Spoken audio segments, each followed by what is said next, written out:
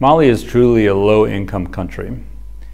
It's not a medium, it's not a low bracket of the medium-income countries, it's a low-income country. It's one of the poorest countries in the world. I can tell you it's a very large country, physically, geographically, only about 15 million people total, with 1 million in the north, which is where all the troubles are happening. Everybody everywhere is pretty poor. There's only one medical school in the country, one major university. Since the troubles began in Mali, of course things got worse. The economy basically collapses. So everything ground to a halt. Already a struggling economy, very poor, just got poorer. The rector of the university at Bamako actually gave an interview I think it was in the French press, that said his budget was cut by 2/3. How do you cut a budget by 2/3 of the only major university in the country? The life expectancy actually of a Malian is actually only 51 years of age.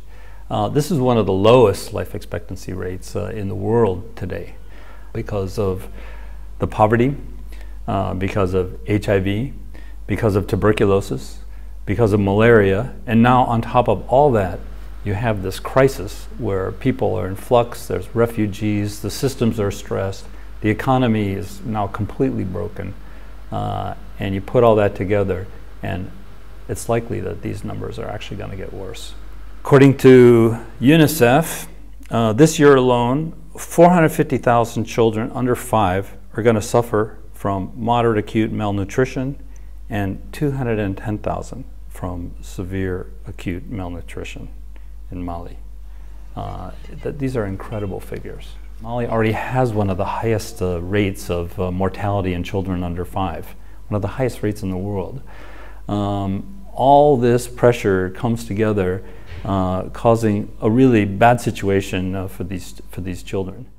One of the most impressive pediatric doctors in Mali is a woman, Professor Myriam Sylla.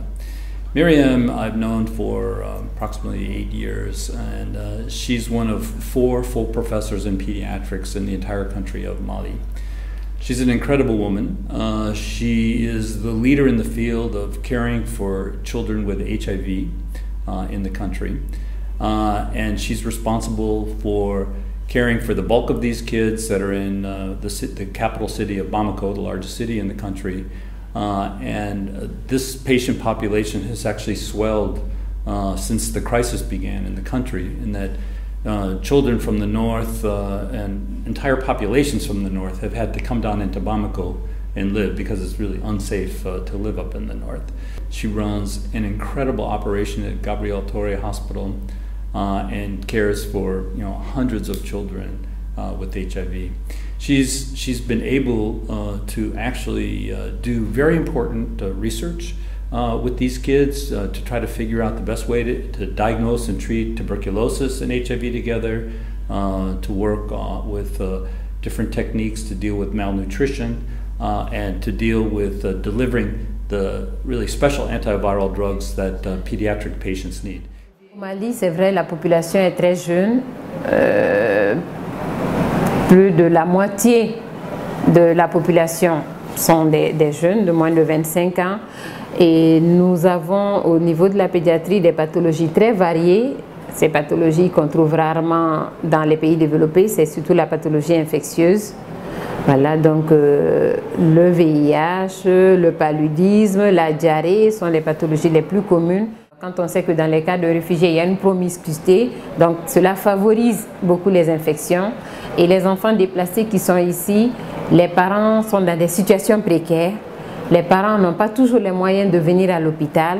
Et actuellement, puisque le Dr Murphy est le responsable du laboratoire TB-VIH de l'université, nous sommes en train de travailler sur la tuberculose chez l'enfant et l'infection à VIH, le réservoir de virus chez l'enfant.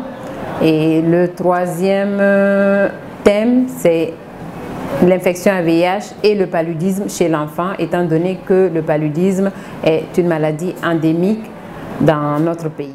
As kids get older, well, what happens? They become teenagers. Teenagers are teenagers everywhere in the world.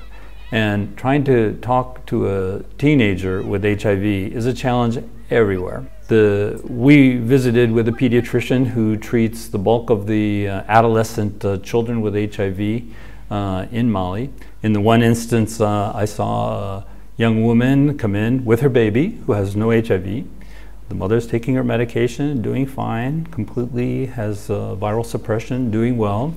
Baby's fine, mother's fine, teenage girl in her mid-teens actually, talking with another teenager who's worried about having a family and thinking that he can't take the medicine if he wants to have a family, doesn't understand, wants to take the medicine once a month when you have to take it every day.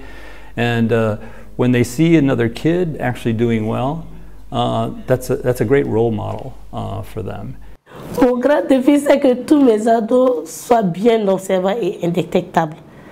Parce que les ados me posent trop de problèmes. Plus de 98% de mes ados pratiquement sont inobservants et puis sont pratiquement détectables. Donc le grand défi, c'est de les rendre indétectables.